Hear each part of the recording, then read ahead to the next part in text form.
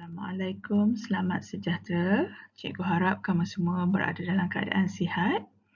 Baik, hari ini 28 Mei 2021, kita teruskan pembelajaran kita dengan tajuk Peka akan Keselamatan di Pasar. Baik, sebelum kita teruskan pelajaran, kita lihat dulu SP yang akan kita belajar pada hari ini dan objektif pembelajaran. Baik.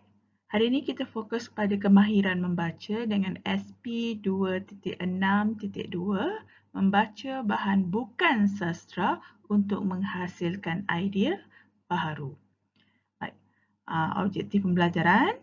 Pada akhir pembelajaran, kamu dapat melengkapkan jadual untuk menyatakan idea baru tentang keselamatan. Baik, kita teruskan. Kamu boleh rujuk buku teks muka surat 60.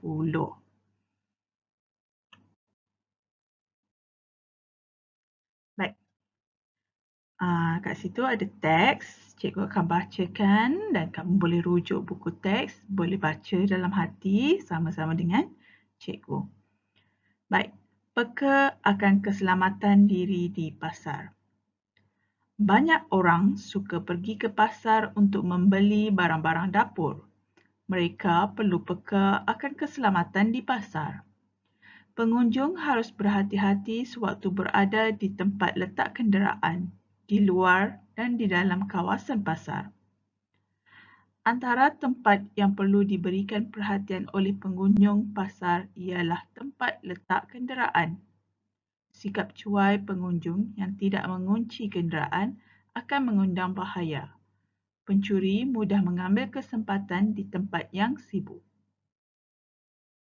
Seterusnya, peniaga selalunya memasang payung untuk melindungi diri dan barang-barang daripada cuaca panas. Kadang-kala, kaki payung itu akan mendatangkan bahaya.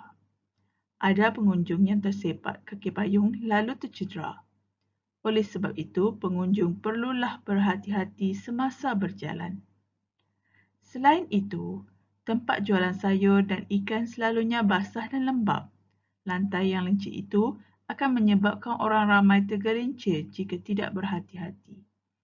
Oleh yang demikian, pengunjung perlulah cermat ketika berjalan di kawasan ini agar tidak ditimpa kemalangan. Di samping itu, aspek keselamatan sering tidak diambil peduli oleh pengunjung semasa melalui gerai ayam dan daging. Penjualnya selalu menggunakan alatan yang tajam seperti pisau, parang dan kapak. Pengunjung pasar perlu mengelakkan diri daripada berada terlalu dekat dengan penjual yang sedang memotong ayam atau daging. Pengunjung perlu berhati-hati demi keselamatan masing-masing. Kesimpulannya, orang ramai perlulah peka akan keselamatan di pasar agar sentiasa selamat. Kita perlulah mengutamakan keselamatan diri di pasar kerana malang tidak berbau. Okey, itu dia petikan mengenai keselamatan semasa berada di pasar.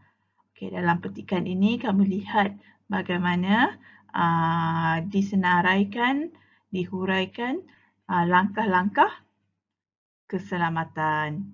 Jadi kamu dapat lihat ya beberapa langkah keselamatan. Baik. Kamu boleh rujuk modul untuk aktiviti yang seterusnya. Okey, dalam modul cikgu ada letakkan jadual seperti ini ya.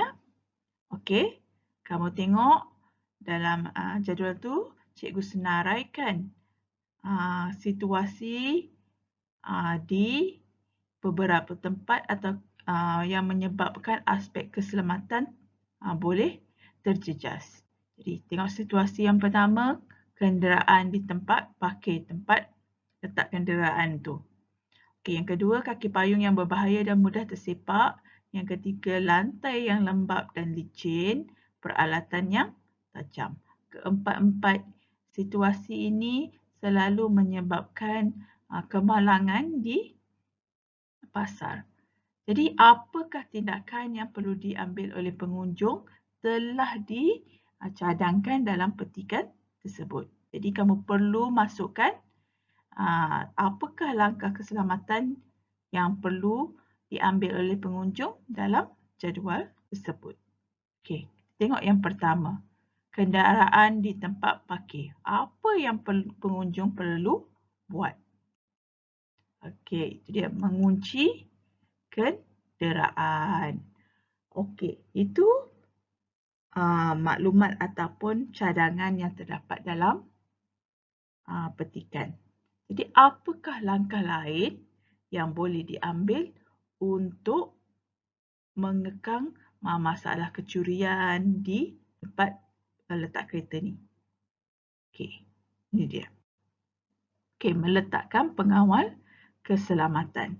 Itu adalah salah satu langkah untuk mengelakkan kejadian yang tidak diingini di tempat letak kenderaan. Okey, kita lihat yang kedua. Kaki payung yang berbahaya dan mudah tersepak. Jadi, apa pengunjung perlu lakukan? Tengok dalam petikan dah ada. Apa dia?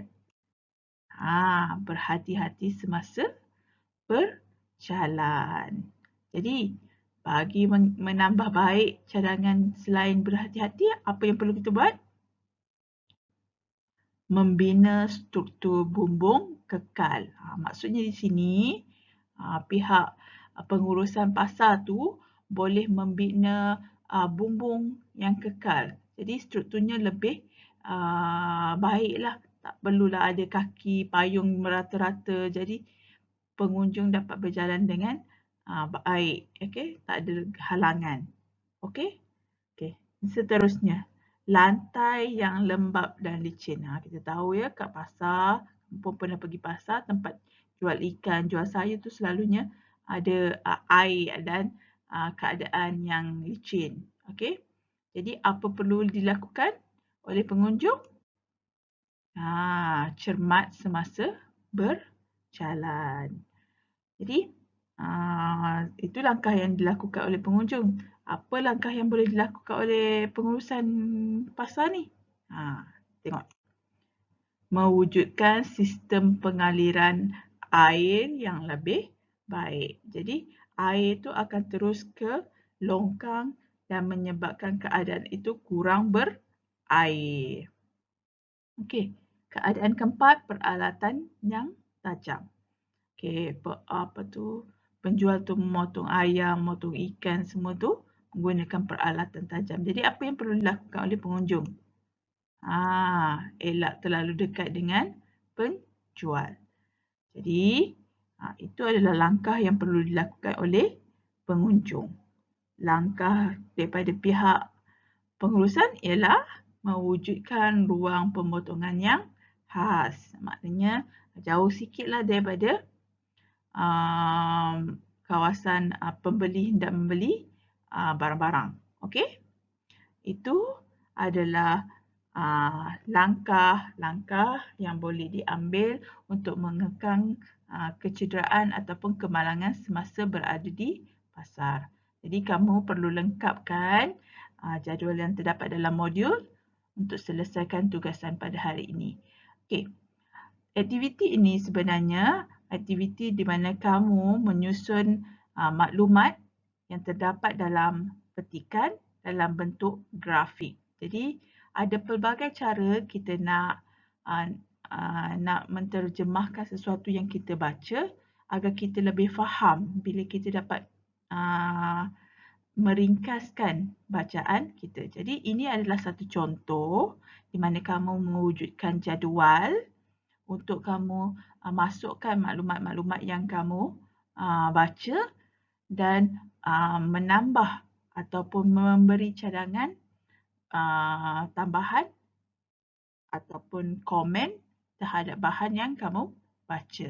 Jadi bentuk jadual ini adalah satu bentuk yang kamu boleh buat untuk membuat ringkasan. Berdasarkan jadual ini nanti kamu boleh buat karangan, kamu boleh buat ulasan. Jadi ini akan membantu kamu mengurus maklumat yang kamu peroleh dengan lebih baik. Baik, itu saja pembelajaran kita pada hari ini. Jadi cikgu harap kamu dapat manfaatkan ilmu yang kita pelajari pada hari ini. Cikgu ucapkan selamat bercuti. Baik, terima kasih. Assalamualaikum.